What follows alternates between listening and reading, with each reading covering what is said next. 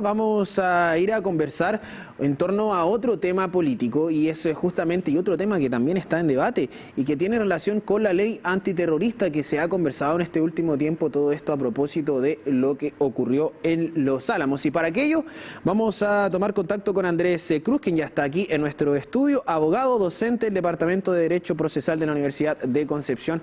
¿Cómo está? Muy buenas tardes. Muy buenas tardes y muchas gracias por la invitación y a su servicio para poder conversar acerca de una temática que nos concierne a todas y todos. Claro, comentar un poquito, nosotros estuvimos en un panel hace unos días atrás conversando acerca Lo recuerdo como si fuese hoy, sí, exactamente. acerca de la seguridad en la macrozona sur.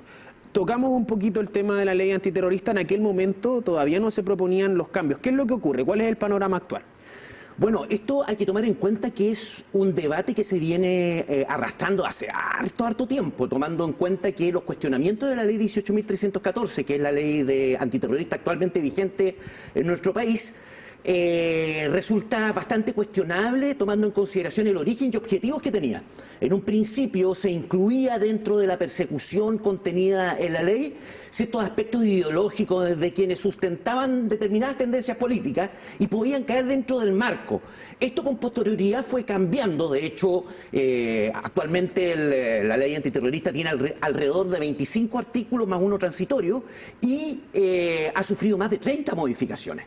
Es decir, han habido esfuerzos para actualizar el cuerpo normativo, pero lamentablemente sigue con esta premisa, esta circunstancia histórica que hace que nos resistamos a aplicarla. Y esto unido a que muchas veces esta resistencia se excusa en que para acreditar la concurrencia de un delito terrorista se tiene que acreditar un elemento subjetivo adicional, que es una finalidad. Y esta finalidad es la de causar miedo o especificar alguno o alcanzar alguno de los objetivos que establece la propia disposición normativa. Hoy en día, la propuesta que ya está avanzada en su trámite legislativo, primero tiene un origen democrático, lo que ya hace que sea mucho más auspicioso el futuro que pueda tener esta disposición legal. En segundo lugar, claramente se moderniza. ¿Por qué se moderniza? Porque está de la mano con una modificación que se introdujo en junio del año pasado al Código Procesal Penal, que implica la aplicación de una serie de medidas intrusivas que antes no se podían invocar con la ley vigente. Me voy a explicar mejor y de manera menos técnica para que nos entendamos. Con la antigua ley usted no podía obrar con agentes encubiertos, agentes reveladores, informantes y solamente contemplaba disposiciones especiales para proteger a testigos, a víctima y testigo. Hoy, con la modificación que ya se introdujo en el Código Procesal Penal, con la ley antigua o la ley vigente, la ley 18.314, esto se puede hacer.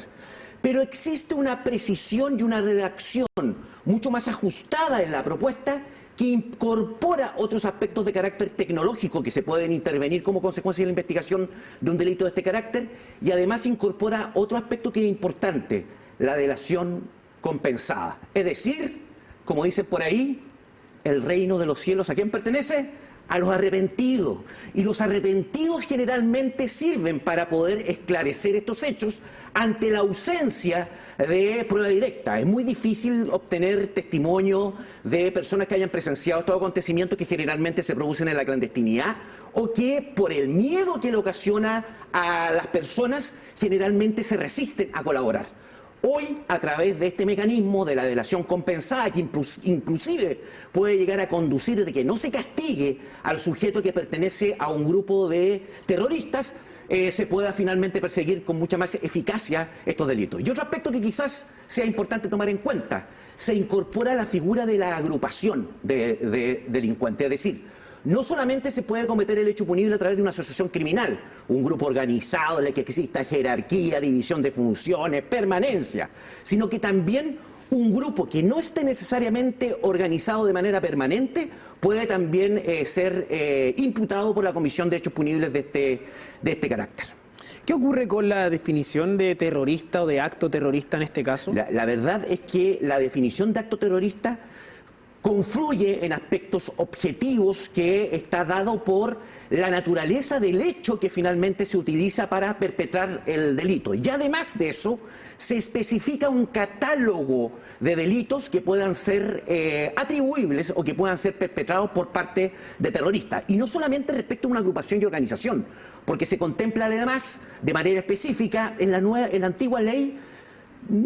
Estaba pensada en ese sentido, pero la actual ley hace la distinción del terrorista individual, del sujeto que es conocido como lobo solitario y que puede perpetrar un hecho punible sin necesidad de pertenecer ni a agrupación ni a organización delictual de ninguna naturaleza, y se precisa también un catálogo en torno a la perpetración de estos hechos. Hay un tema en particular con esta ley en este último tiempo, sobre todo lo que ocurrió, bueno, con lo que ocurrió con los 3 carabineros justamente acá en esta región, y que tiene relación con lo que han sido los dichos de las autoridades a la hora de catalogar estos actos. El presidente ya lo ha dicho más de una vez, que este es un acto terrorista con todas sus letras, con todo al menos lo que con ello respecta, pero no así en lo legal, porque el mismo gobierno dijo que no iba a aplicar la ley antiterrorista producto del tema de las sanciones. ¿Qué es lo que ocurriría en el caso de que aquellas personas responsables se le aplique o se le decida aplicar esta ley antiterrorista ahora actualmente, considerando los márgenes que hoy están en segunda tramitación ahí en el Parlamento? Ya, tal como yo manifesté en su oportunidad en ese encuentro que tuvimos nosotros, en ese panel,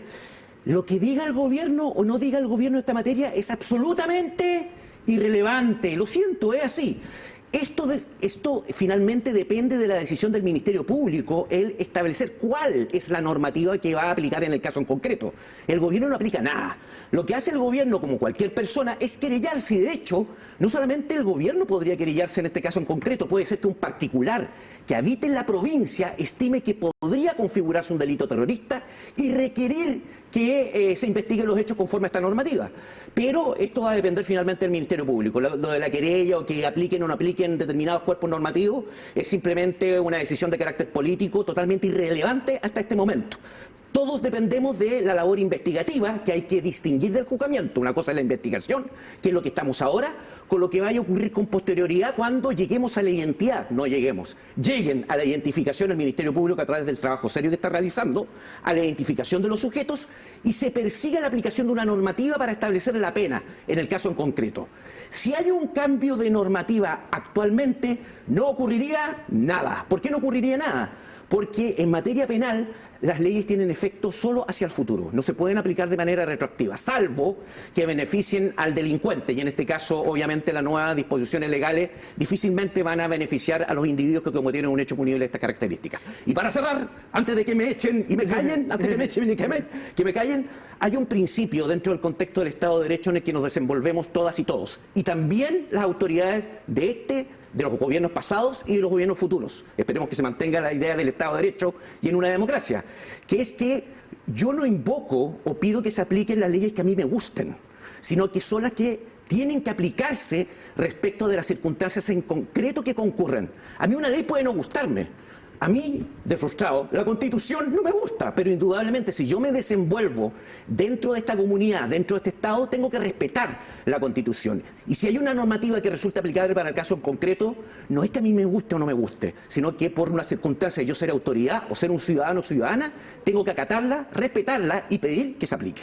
Todavía no llega a esa parte del programa, todavía tenemos unas par de preguntas. Unas par de preguntas para hablar acerca de este tema.